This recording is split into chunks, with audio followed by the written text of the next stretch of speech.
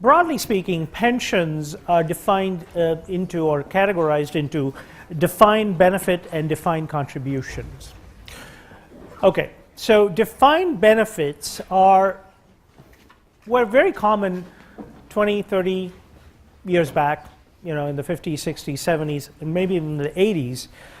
Defined benefit was the way the way most companies operated. And in defined benefit, the idea was that, and even today, there are some firms that still follow defined benefit, although their numbers are dwindling fast. Defined contribution is the wave now. But defined benefit still exists, hasn't died out totally. And it's really, from the employee standpoint, that is really a better alternative, if you will, because it really takes the risk out of the whole thing. So defined benefit is where the company guarantees a certain payoff in retirement to the retiring employee based on a formula that is well known, that is public, it's and the formula is largely a function of how many years you worked in the company, your average earnings over the last 5 years, and then some percentage of that. So how many years you worked, last 5 year salary, average salary, and some fraction of that is what you end up getting as pension throughout the rest of as long as you live in retirement. And so right away you can see the advantage of that because there is no uncertainty in that. You know exactly how much you're going to get. There is no uncertainty in the amount. It's all defined, clear, transparent. But it puts a lot of pressure. It puts a lot of pressure on the employer to come up with that kind of money because then the employer has to do all the work to make sure that all the employees, retired employees, there's enough money in the retirement portfolio to support all these employees in retirement. And that can run into billions of dollars. So in the 90s, a lot of companies realized the problem, that they had all these liabilities to fund all these retirements of its employees, and it was just getting increasingly harder to do so.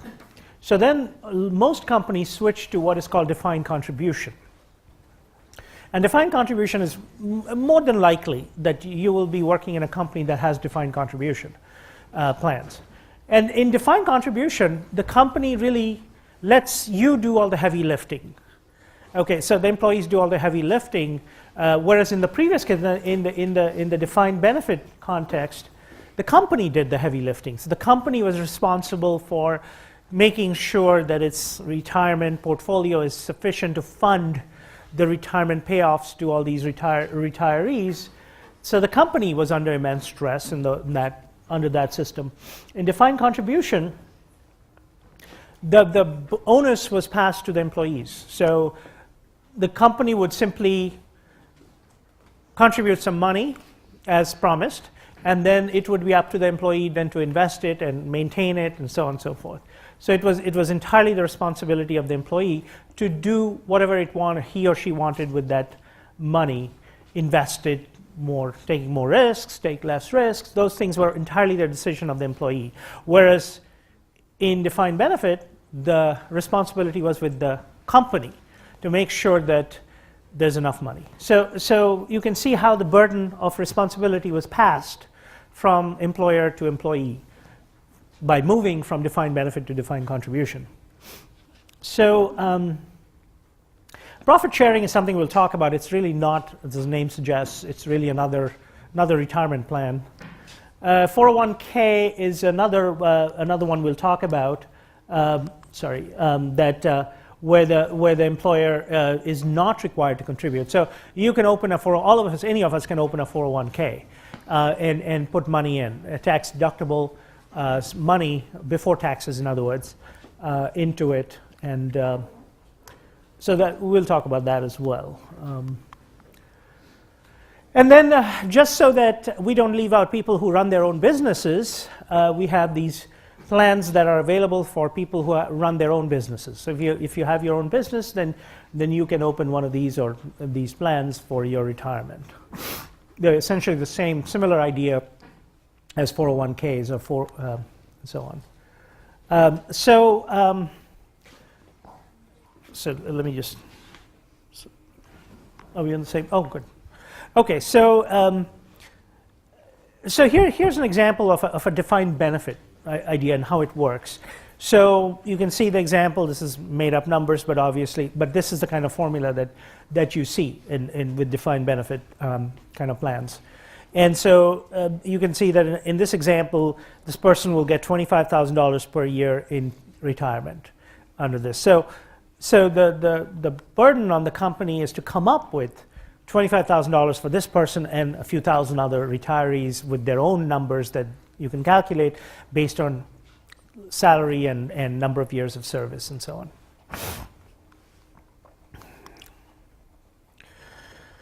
So the defined contribution, the benefit of a defined contribution is that the money that's given by or provided by the employer is considered to be free money or extra income. So any tax planner or retirement or financial planner will tell you that the most optimal behavior here is to do whatever it takes to extract the maximum out of your employer. So if an employer has a matching kind of plan that they'll match a dollar for dollar, for example, up to a maximum, then you should do whatever you have to contribute in order to get the employer to come up with the maximum amount. So take advantage of the free money, employer's free money.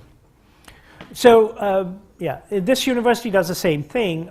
This university will put in 10% of, it used to be 14.6%, now it's been reduced to 10%, but 10% of your annual income on top of your annual income, so somebody makes $100,000 a year, $10,000 gets contributed, $10,000 is on top of the $100,000, gets contributed into that person's retirement account, which for us is the 403B, because it's a nonprofit, which is the 40.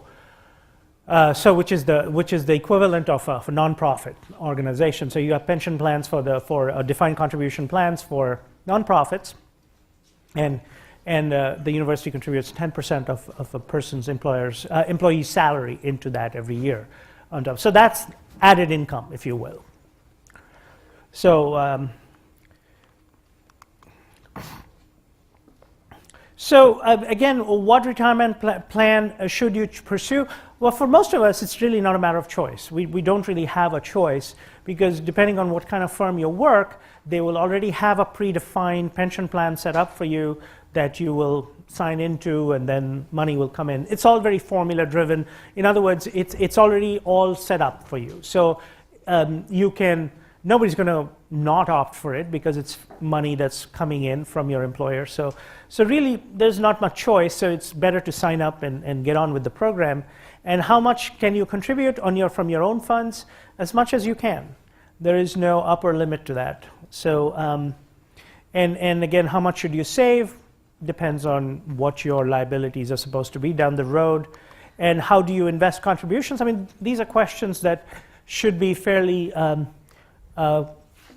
pedestrian for this class because we've talked at length about investments and all kinds of investments, including mutual funds and ETFs. So you can use a variety of, depending on your risk preference or risk tolerance, you can use a mixture of, high risk versus low risk kind of investments, mutual funds.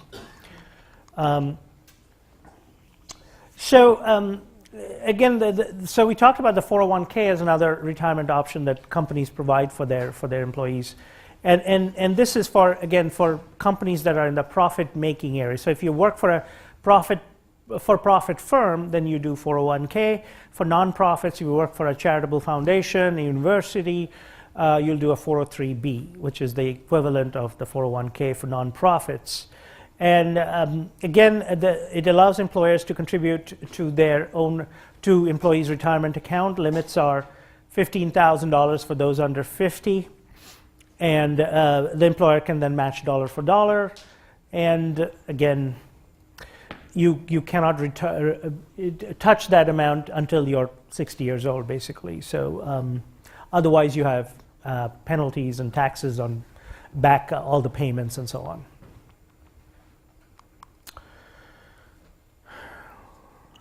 So what do you, and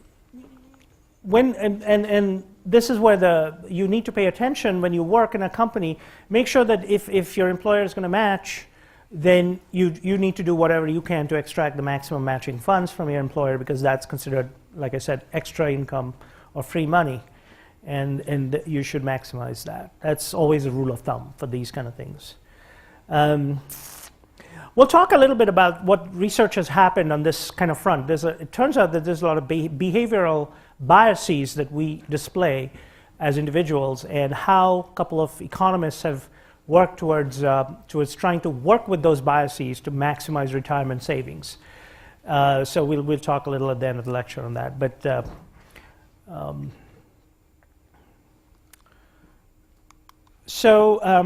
here's another term that you need to be well familiar with as you graduate and you start talking to, or you may have already talked to your, in interviews and all that. The idea of vesting. Vesting implies ownership. And so the idea is that, okay, so you start working in a company, you work for a year, a couple of years, and then let's say you've got another job opportunity, you want to move, or you're thinking about moving. So the question is, at that point, you should, certainly one of the factors you should take into consideration is what is the vesting schedule of your current retirement plan under your current employer. And the idea, because if you move prematurely, and I'll define premature in a second, you may lose whatever money the employer has contributed in your retirement account. Okay, so if you're not fully vested. So when you're 100% vested in your retirement account, that means that you own it now, including the money that the employer put in your name in the account.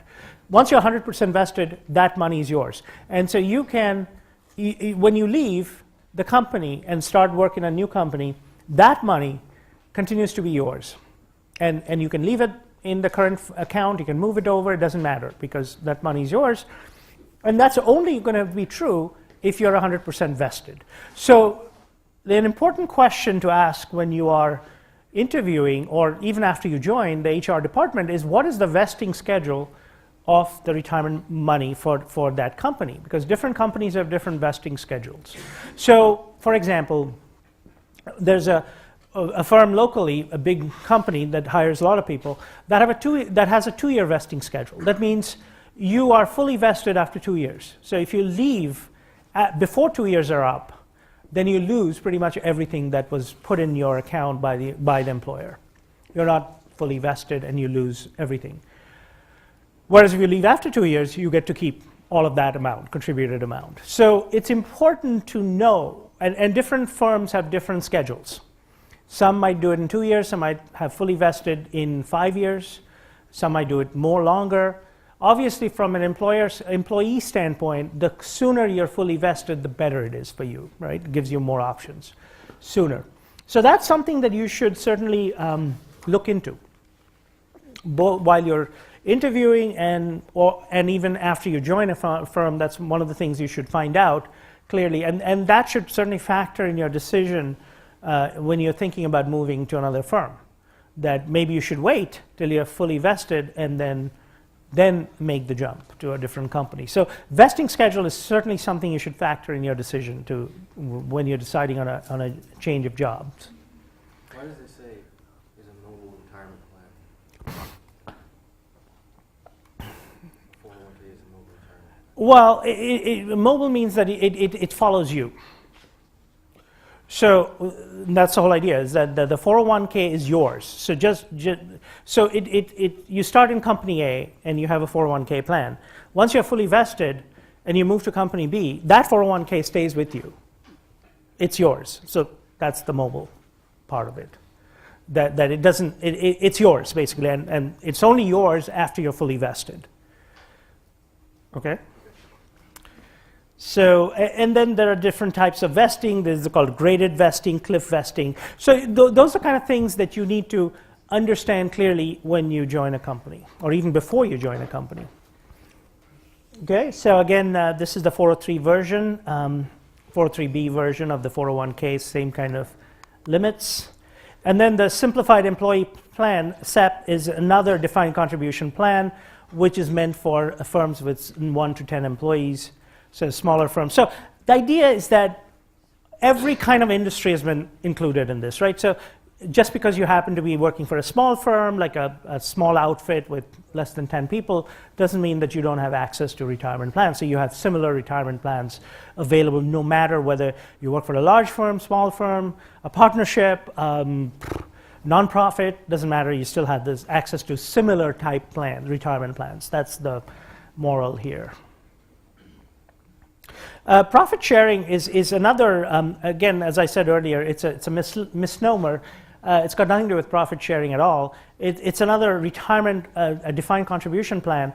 And firms typically use profit sharing and SEPs, different kinds of retirement over the 401ks as an added carrot, if you will, to recruit people they really want. So if you happen to be a hot commodity and you have different companies fighting over your services, then a company might pull this one out and say, oh, we'll give you a profit-sharing plan in addition to everything else. That's an added retirement plan where the company's going to put money in for you. And so companies usually use that to recruit people that they want to really go after and stuff. Employee stock ownership plan, ESOPs, are another way for companies to reward employees, companies to reward their employees. And basically all it means is you get paid, or you invest in a company stock. You invest in your own company stock, frequently at a discount on market. So as part of your annual bonus, you might get stock options instead of cash. A lot of companies will give you stock options in the company you're working in rather than giving you outright cash. And the advantage of that is twofold. For a company, the advantage is, A, it gets you, in lieu of cash, they're giving you company stock. But more importantly, it ties your interest, your personal interest, with the company's interest, right? So it's a bit like if you have, let's say, 5,000 shares of your company, and so it's in your interest now to make sure the company stock stays up, because then your wealth increases as well. So it's a way for companies to get employees to be in the same direction, same page as companies. So in other words, to make you be more, work hard for your company, because you know now that your interests and the company's financial interests are tied together. So companies use this as a motivating tool, as an incentivizing device. Rather than just giving you money, cash, they give you stock options. The downside of this is that, and this is a problem that first came to light in a big way with the Enron energy trading company in Houston that went bankrupt about 14 years ago in 2000, the year 2000. And a lot has been said and written and movies made about it, this company. But one of the problems with this company was that large number of its employees, thousands of its employees, put most, if not all, of their retirement money in company ESOPs. So when the company went bankrupt, thousands of people lost their entire retirement savings, hundreds of thousands of dollars, because everybody had put in, or a large number of people had put in most of their retirement money in its own company shares. And I mean, it kind of made sense to them, because even a year before the company went bankrupt, the stock was trading at an all-time high. Like it was $92, $93 a share in 1999. And this was a year before the company went bankrupt. So there was really no sign that the company was in financial trouble, and so the employees felt very safe in investing in the company's stock. And but then when it went bankrupt, people lost a ton of money. So since then, the rules have changed in a way that there are restrictions on how much you can put into your own company ESOPs, just to prevent disasters like that from happening again. And so it is advised that even if your own company has ESOPs, do not put more than 10 to 20% of your retirement savings into those accounts, and diversify, so that even if something goes wrong there, you have enough money outside. That's sort of the idea. Again, the Keogh plan is for people with own businesses. But here's some corporate scandals that exist, have happened with regard to and retirement plans were involved in each of those. Are there questions? There's a lot of questions. Okay. How can I take money out of 401k? The simple answer is you don't take your money out of 401k. You leave it there till you're retired. That's the simplest answer. If you have to take your money out for whatever reason, then the problem is that whatever has been contributed pre-tax is then subject to tax, back taxes, and penalties. 10% penalty on top of that. So you have to not only pay all the back taxes immediately on all of that pre-tax money, you also have to pay a 10% penalty. So it really is not advisable unless it's some unbelievably urgent emergency situation, which is kind of rare to begin with. It's not advisable to take money out of your 401k. Do companies allow you to switch between retirement plans? Sure, absolutely. I mean, a retirement plan, in fact, it is nothing like, everything's online now. So when you open a retirement account or have, say, TIA, CREF, or one of these mutual fund companies managing your company's retirement plan, you can go online and move money around all the time. It's something that's, people don't do it. Behavioral studies have shown that people don't do it, choose not to do it, or procrastinate, and we'll talk about that if time permits at the end of the lecture today. But the fact is, it's possible. You can do it. You can change money, move things around, move from one type of fund to another, all you want, all day long, and it's very easy to do. You can do it online yourself. Can you be partially vested? Yes, you can be. That's the whole idea, is that you need to know what your company's policy is. That's for you to find out, because different companies have different rules in place. So if your company has what is called graded vesting, then yes, you can be partially vested, depending on when you leave versus how long it would take to be fully vested. If it's cliff vesting, however, it's all or none. So either you're 100% vested or you're zero. So depending on what the schedule looks like for your company, and that's different for different companies, you will either be partially vested or fully vested or not vested at all. So that's for you to find out. Regarding stock options, can you acquire stocks and turn around and sell it right away for cash? Okay, so here's the rule of stock options: is most of the times these stock options are given out of the money. Okay, these are given out of the money. Unless they're really trying to give you outright payment, unless you're a CEO, CFO, and this is part of your bonus earnings, because as you know, top management gets cash, then some in stocks and all that. Those could be in the money stocks, but most options that are given to employees as incentivizing device, in fact, they're given when they're used as incentivizing device, guess what? They're given out of money, which means that they will only be, so if the current stock price of the company is $30, those will be good at 40, 45. That means they will only become in the money after they reach that point. So then the idea is that it's in your interest to work hard to make sure that the stock price goes up so that your holdings become in the money and you get to have some serious cash. So that's sort of the general idea. Does the employer have to match the amount of money? They can, yes, if they want to. A lot of companies don't, so it's up to you. It's a way for you to put additional money in. And depending on how much salary you make, you can get a tax benefit out of it. But that tax advantage phases out as your income increases, and there's strict formulas for that. That's when would you talk to an employer about retirement and pension? Preferably when you're interviewing with them. They might be impressed to see your scope and knowledge, and they said when they talk about in the NFL, when Peyton Manning came to interview or talk to potential NFL teams, he came with a question, with the notebooks full of questions that he had for them. So that impressed a lot of the scouts and things. So yes, you can do the same. You can have your set of questions for your potential employers, and I'm sure they'll be pretty impressed. So that's the time you have that conversation, ideally.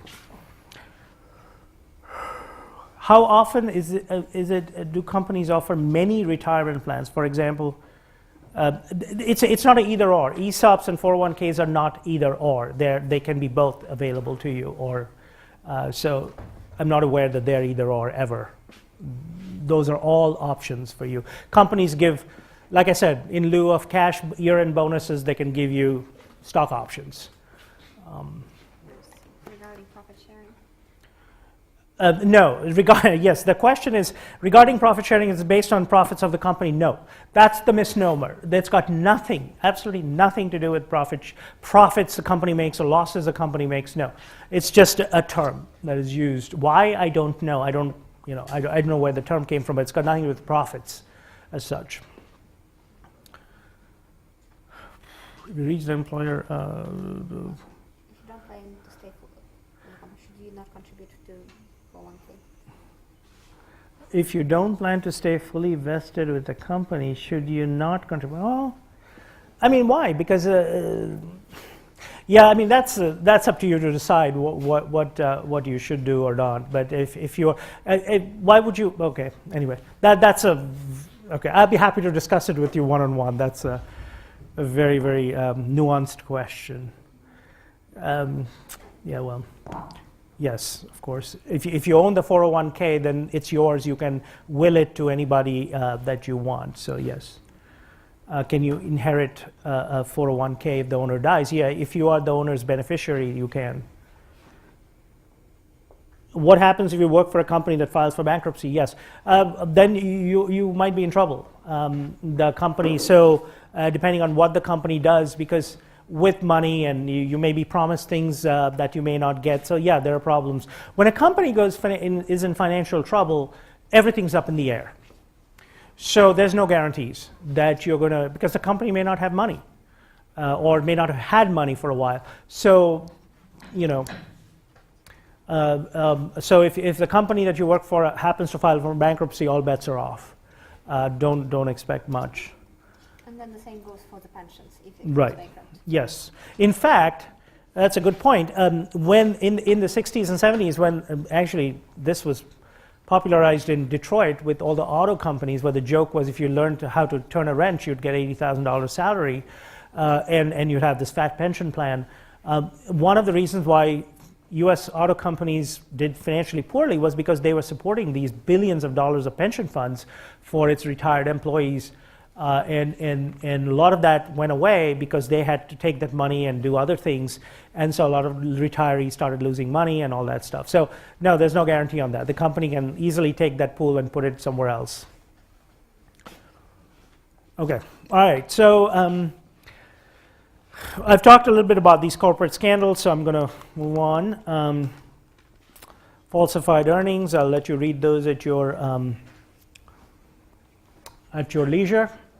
The cashing out in retirement, the 4% rule, again, these are not based on any hard theories or anything, just something the practitioners have come up with. You know, like I said, take it for what it's worth.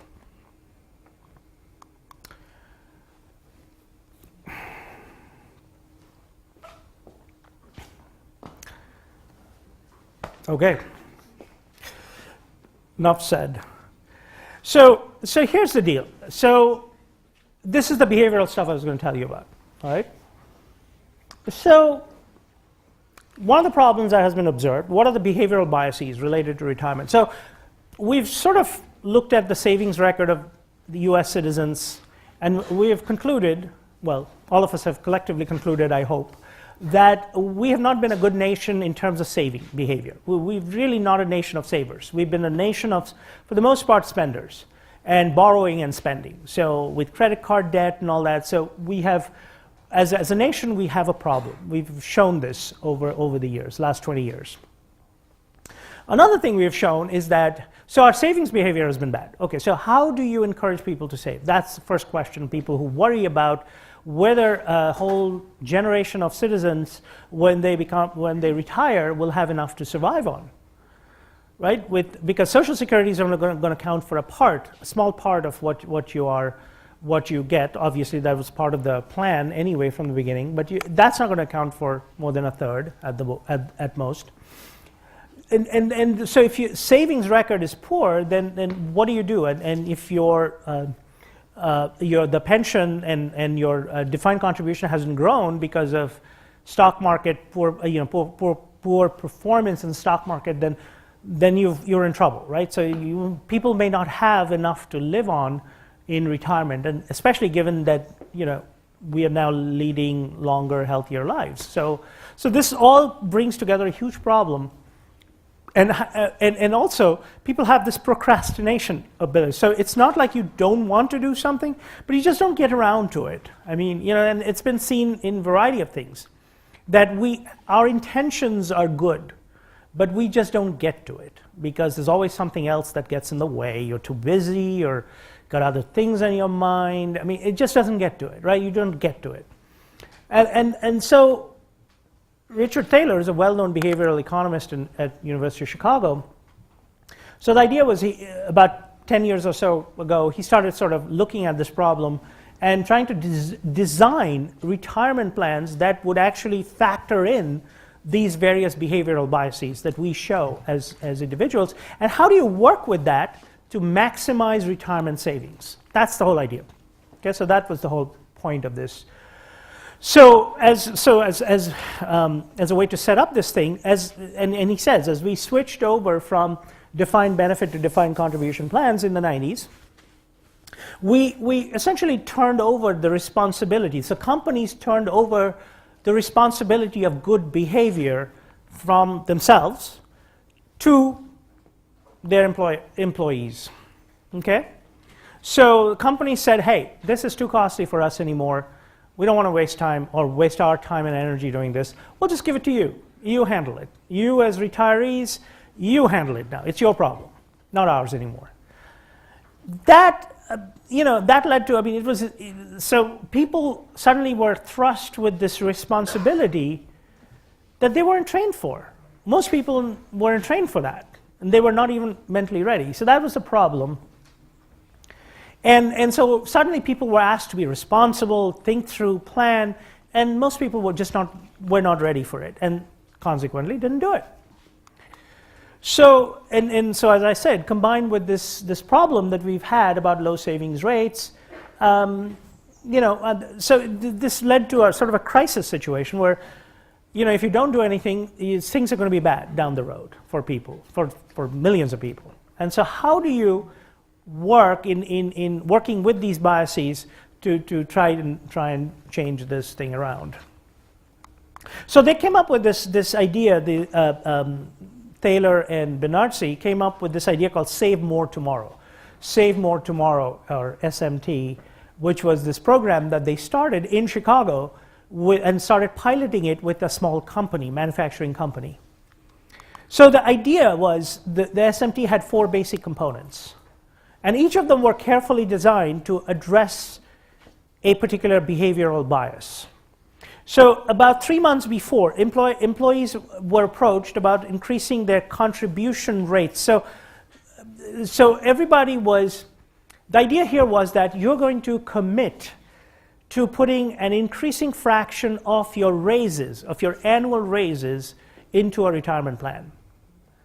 Okay, an increasing fraction of your raises, annual raises. So if you're going to get a 5% raise, you might, in the first year, say you might put in 2% of that, or 1.5%.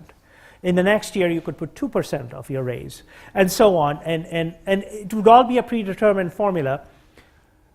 But, so 3 months before, you were supposed to get a raise, because we all know when the raise time is and stuff. So you'd be approached, and you'd agree to it or not. Once you agree to join, your contribution plan would be increased with so your contribution would then, the money would come out of your paycheck from the very first paycheck after your pay raise. So this would all be done for you. You wouldn't have to do it yourself. This would all be done for you.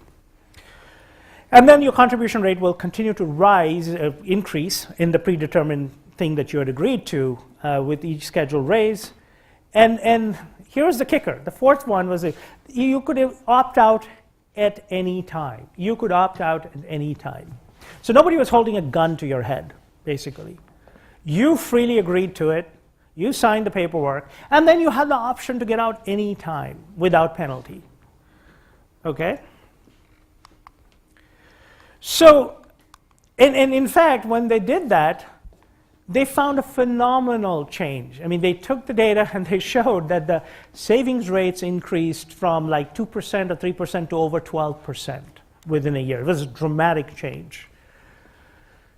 So why was this? What happened? What was the magic secret sauce here that made this such a big difference? I mean, this is all that they were doing, really. Very simple, right? All of this seemed fairly reasonable. You can't argue with any of these. I mean, hey, you can opt out anytime. Nobody's holding a gun to your head. But this simple four-step plan had almost miraculous results in this company in Chicago. So let's try to break it down. What were they actually? What were the biases that these guys were trying to address? So, according to this lifetime savings plan, this life cycle plan for what happens is we've talked about this life cycle hypothesis, right? So, households decide. The idea is that we all, as households, decide how much to spend, and then either borrow or save over our lives to meet that level that we set for ourselves. So typically when we are young, we borrow because our earnings are lower. Therefore, if we have a lifestyle that is somewhat greater than that, then we make up the difference by borrowing against, either take a loan out or borrow against a credit card or whatever, and we predominantly borrow. As we get older, our income naturally increases, and at that point, we have surplus, which we then save into retirement. So that is the sort of the plan, right? So that's how we go along in our... Now, this is difficult in practice, and most people don't understand how to optimally balance these between the borrowing and the saving function. We either end up borrowing too much or saving too little. And therefore, things get out of whack. For most of us, this is a problem. In theory, it's great, right? We can all look at it, nod, seriously and say, oh yeah, it kind of makes sense. But when it comes time to practice it, most of us fall short. Because we either tend to borrow too much, and therefore we pay the price of that, or we save too little and pay the price for that. And so that was a problem. So they tried to address that. And then the lack of self-control. We have a well-defined, behavioral psychologists have shown this in various experiments over the years. We are, as individuals, we lack self-control. So when something is further away, it's easy to commit to it. Oh yeah, I'm going to lose weight in 3 months. I'm going to lose weight. Yeah, sure. I'm going to start going to the gym in 3 months. No problem. 6 o'clock, sure, sign me up. I'm going to go to the spinning class at 6:30 at International. When it's 3 months away, yes, you have no problems in committing to it. It's tomorrow, you're like, oh, God, no. I don't know. Maybe I'll pass, Next week, oh, it's all right. It's too cold right now to get up. You're going to find, I speak for myself. So I have no problems in committing to giving a talk in somewhere 8 months away. When it's, oh yeah, I'm going to go, no problem. 2 days before, I'm thinking, why in heaven's name did I commit to it? I'm miserable because so I do this all the time. Lack of self-control. It doesn't seem so bad when it's further down the road. You make these promises. When it's tomorrow, you're like, stressed out. Why did I do this? Why did I agree? Okay, so procrastination leads to, and we are huge, great procrastinators, right? So whatever is the default setting, we do not change that. So if the default setting is, you have to, in fact, this is a result. This is amazing, but this is true. This is true. What I'm telling.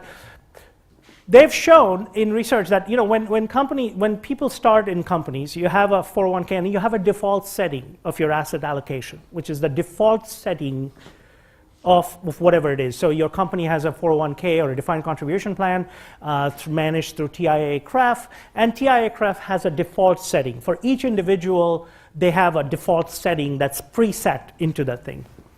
And research has shown that over 90% of the people do not change that default setting ever. It's there and people just, it's there and nobody cares. Nobody goes in and checks or moves things around. Over 90% of the people just simply leave that default setting without ever changing the initial allocation, which is a disaster. I mean, it is horrible because obviously one size doesn't fit all. It's the same thing for everybody. It's a default setting. Nobody, almost nobody changes that. So that's out of procrastination leading to inertia, whatever. The people just don't. So if you change the default setting to where you have to opt out. So let's go back. This fourth plan is actually devious. You can opt out any time. By the default setting being opted in, guess what happens? Hardly anybody opts out. Because that's our inertia. If you're opted in, if people are doing this for you, well, okay, all right, let's go on, let it go on. Nobody opts out. So that's brilliant because then you're in by default and you're doing the right thing by default. Things are good. So it was kind of pretty innovative on the part of them to do this. And that has been a huge success. Now it's been broadened into different plans. They have now signed up different companies and doing this on a much broader scale. And the idea is that eventually this is going to might even factor into law that this is how things will be done. And just to maximize retirement savings, because it appears that a lot of people in policymaking positions are extremely worried about what's going to happen to the current generation of people when they reach retirement, that they may not have enough. Because in the past, defined contribution took care of a lot of that because it was sort of a sure money. Now it's all dependent on how well the markets do and how well your choices were, what kind of choices you made. A lot of it is dependent on us individually, and that can be problematic. So these kind of programs are very useful because they take advantage of people's biases and turn them into advantages to maximize your retirement savings. All right, let's answer a few questions. For your 401k, will you get taxed? The idea is, yes, you will get taxed, but you get taxed at the end on monies that have come in pre-tax. You will get taxed at the end, so there's no escaping that.